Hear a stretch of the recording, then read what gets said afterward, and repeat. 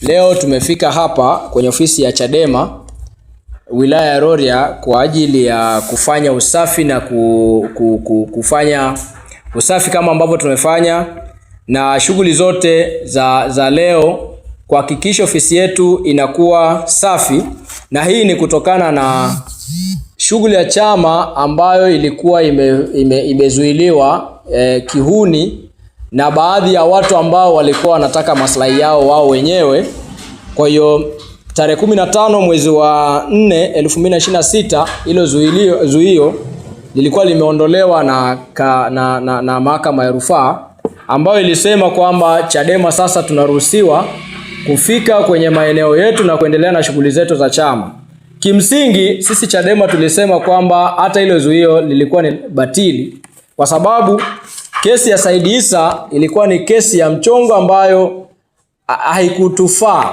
Ilikuwa ni kesi ambayo inamuhusu yeye mwenyewe na familia yake na mambo yake, na alitaka kutufanya Chadema kwamba sisi tuwe kama watoto wake, na ndio maana kwa kipindi chote sisi Chadema tulisema hilo zuio halituhusu.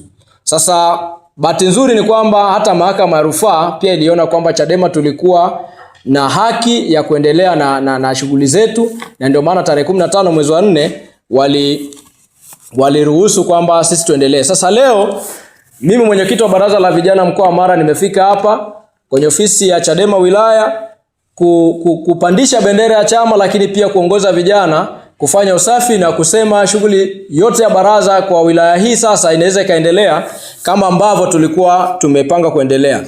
Sasa nitoe shukrani pia kwa mawakili wetu wa chama ambao walifika pale na kupigania haki, na hatima yake ni kwamba haki hiyo imepatikana.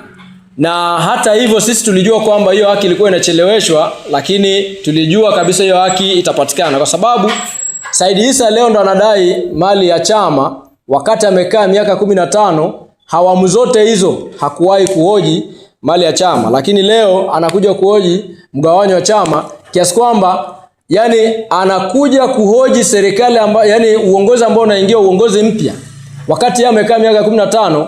Kwa hiyo tulijua kabisa kwamba yeye alikuwa anatumiwa, alikuwa ni project. Sasa huo project wake umeisha rasmi. Kwa hiyo mawakili wameonesha kile ambacho wamefanya, na hata mahakama ya rufaa imeona ni vyema sisi Chadema tukaendelea. Sasa Chadema leo tunaendelea na mambo yetu, na ninasema ukifungia Chadema umewafunga Watanzania wote, umeifungia nchi. Chadema kufungiwa haiwezi kaimaliza.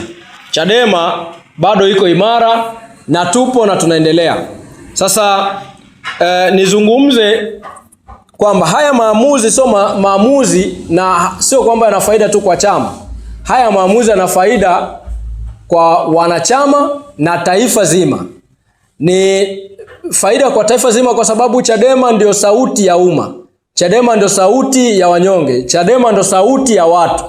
Ukifungia, hakuna chama chochote ambacho kina uwezo wa kuwazungumzia Watanzania. Tumeona bei ya mafuta imepandishwa, Chadema ndo wamezungumza, ndo baadaye yule kiongozi akajitokeza kuja kuzungumza.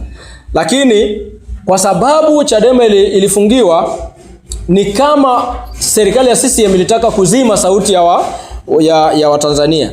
Kwa hiyo Chadema sisi bado tutaendelea kupigania Watanzania, na bado tutaendelea kupigania wanyonge, na bado tutaendelea kuwasemea wote, na baraza la vijana kama ambavyo ni nguvu ya taifa, baraza letu la vijana litaendelea kuzungumza na kuwapigania taifa.